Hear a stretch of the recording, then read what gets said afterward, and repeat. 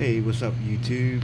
I just wanted to do a quick little video on one of my favorite species um, in the Anthropus family. Well, my absolute favorite is the Hogaboomrum. And so I want to entitle this video, Where Did All the Hogaboomrums Go? So I want to say about 15, maybe 10 or 15 years ago, a lot of the Midas subspecies were readily available um, through Jeff Raps mainly. You could look on his page, Tangled Up in Cichlids, and you could almost select any type of Midas subspecies or the different races of the citronellus on his website for purchase. Then all of a sudden, once he decided not to sell anymore the barred variations of the citronellus and also the other Midas subspecies, they just kind of like disappeared, you know. And one of them that disappeared was most definitely the Hogaboomrum, which was the second subspecies that I ever acquired through again a buddy of mine here in Baltimore. And at the time, my Hogaboomrum, I named him Hollywood, and he was an amazing Hogaboomrum. His look, his personality, he was a super mean fish. You couldn't keep him with anything. But yeah, he was the only one that I had at the time. So unfortunately, I was unable to breed him or do anything with him. So R.I.P. Hollywood. But in this tank here, this is Shotgun Shelly, and then the Nature Boy is back there. But where did all the Hogaboomrum go? You know, they just kind of like just left off the face of this earth. From just I mean, I know they still in the wild, but they are hardly here in the trade. One of the issues that I've have come across with owning Hogaboomrums, and I've probably owned about 5, including these 2 right here, is that they're super aggressive. They don't really get along with not only other tank mates, but they don't get along with their mates in general. So it's been kind of hard to breed them in captivity. Now I'm quite sure some people have had a lot of success or some success with breeding Hogaboomrums in captivity, but I haven't, and I'm guessing that other people who have kept them at some point in time were unable to successfully breed them on a consistent basis. So that's probably one of the reasons why we don't see them as much. But if you ask me, the shape of the Hogaboomrums are kind of distinct. I would say kind of distinct. It's like I would say they're more triangular in shape, and that may have to do with the part of water that they usually swim in.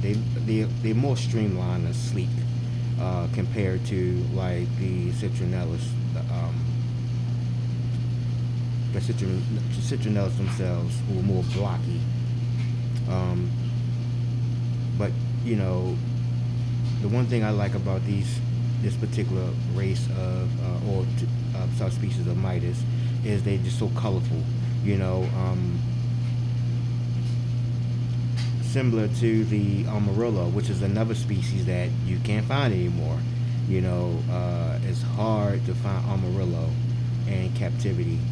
I'm not saying that people don't have them, but it's just extremely hard to find them. When again, maybe 10 or 15 years ago, you can get Amarillo almost anywhere. I've owned my fair share of Amarillo, and I think in 2015 I gave a buddy of mine a group of 10 of them. And again, I bought them from another buddy as a package. He actually gave them to me as a package. He gave me like 30 grow outs, and I wound up keeping half of them. And I was unable to breed them, and and I'm thinking that a lot of other people were unable to breed them. So that's probably why they're not here in a hobby, as much as they were 15 years ago.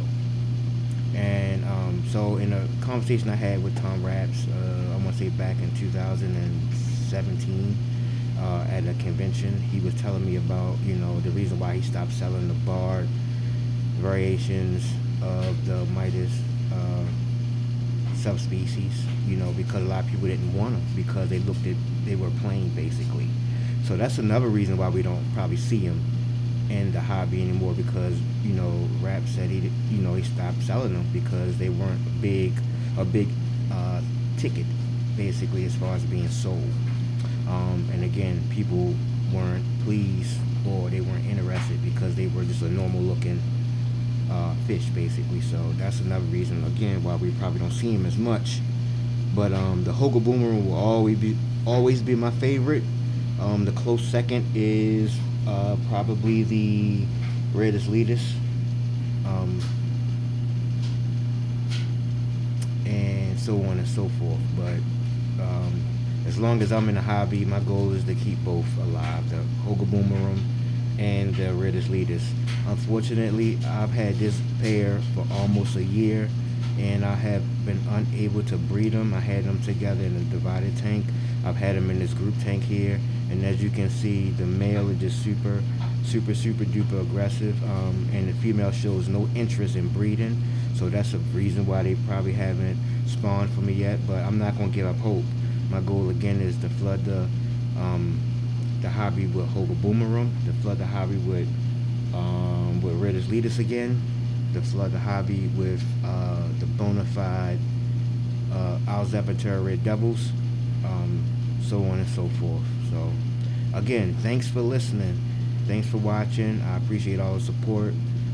Please join me on All Things Amphilophus on Facebook and All Things Amphilophus on Instagram.